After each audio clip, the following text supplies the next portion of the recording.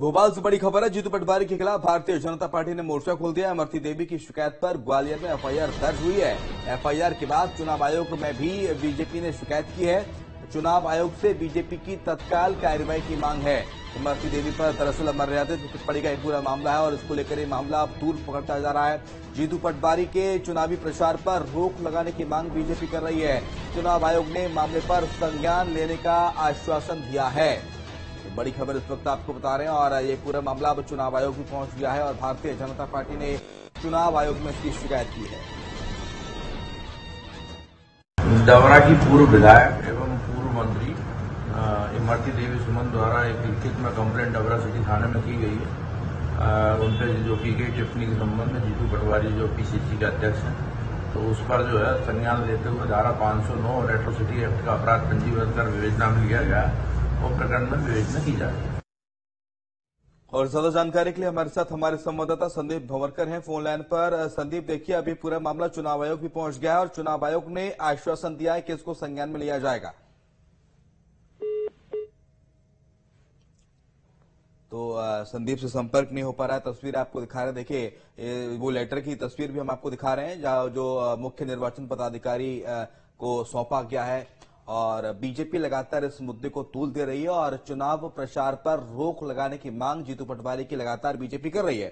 संदीप एक बार फिर से हमारे साथ जुड़ गए हैं। संदीप, मामला लगातार तूल पकड़ता जा रहा है जीतू पटवारी की अमर्यादित टिप्पणी का और अब ऐसे में बीजेपी चुनाव आयोग पहुंच गई है और जीतू पटवारी को बैन करने की मांग कर रही है। जीतू पटवारी की मुश्किलें बढ़ा रही है बीजेपी और बीजेपी ने केवल जीतू पटवारी ही नहीं बल्कि कांग्रेस और इस मामले में प्रियंका गांधी को भी घेरे में लिया है, क्योंकि यूपी में लड़की वो लड़ सकती है एक बड़ा अभियान कांग्रेस का था।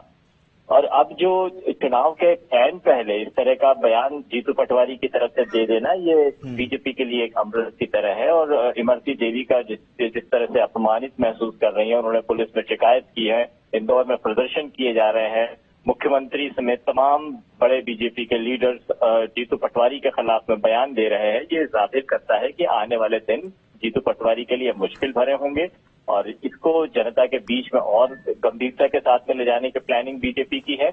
और जीतू पटवारी से केवल माफी मांगने की बात नहीं रह गई है, बल्कि अब यहाँ पर उनके खिलाफ में पुलिस कार्रवाई, आपराधिक केस चलाने की एक डिमांड यहाँ से जो की जा रही है, वो बड़े जीतू पटवारी के लिए घेरे में लेने वाली बात है।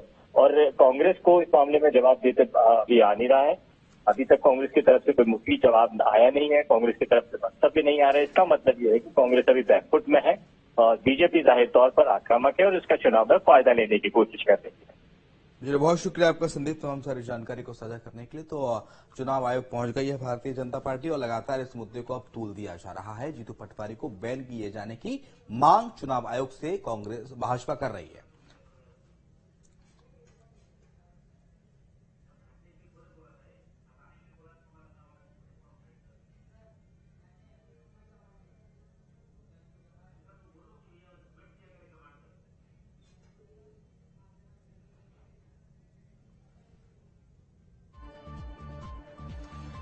जीतू पटवारी के बयान पर अब सियासी घमासान देखने को मिल रहा है और देखिए इस पूरे मामले को लेकर अब बीजेपी चुनाव आयोग पहुंच गई है और सीधे तौर पर एक बीजेपी कह रही है कि इस पूरे मामले को लेकर अब जीतू पटवारी को